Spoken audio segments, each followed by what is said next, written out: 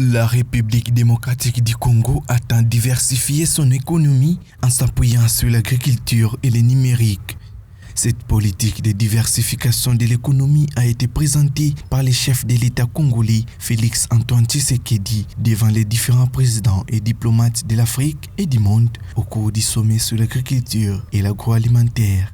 Les assises de ce forum ont eu lieu du 25 au 27 janvier 2023 à Dakar, au Sénégal. Pourquoi est-ce que nous faisons ce choix? Parce que moi je l'ai titré comme ça par un slogan, la revanche du sol sur le sous-sol, pour sortir un peu de nos malheurs, parce que le sol a beaucoup de choses et peut-être même plus à offrir que le sous-sol. Et dans ce domaine, nous avons pointé plusieurs secteurs. Le secteur du manioc, aujourd'hui, nous avons réussi à impliquer le manioc dans la fabrication du pain à hauteur de 10%. Cela nous a permis de faire des économies sur l'importation de blé, d'économies de l'ordre de 10 à 20 millions de dollars. Nous développons en ce moment des semences pour la culture du soja. Vous savez que le soja est très important pour lutter contre la malnutrition, mais également pour servir d'aliment pour le bétail. L'État congolais se fixe comme objectif d'assurer l'insertion socio-économique des jeunes, à créer des emplois et à accompagner des micro-entreprises agricoles.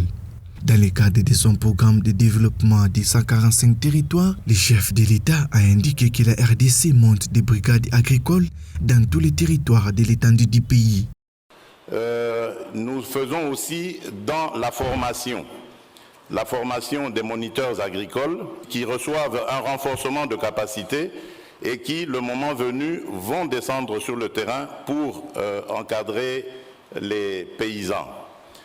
Nous avons lancé un plan très ambitieux que nous avons appelé le plan de développement des 145 territoires. Ce sont les 145 territoires ruraux qui forment la République démocratique du Congo.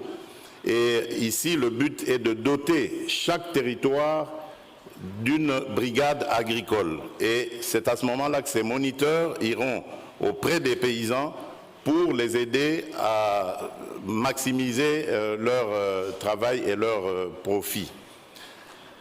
Évidemment, nous mettons l'accent sur la jeunesse en développant des agences d'appui ou de garantie pour l'entrepreneuriat des jeunes et des femmes.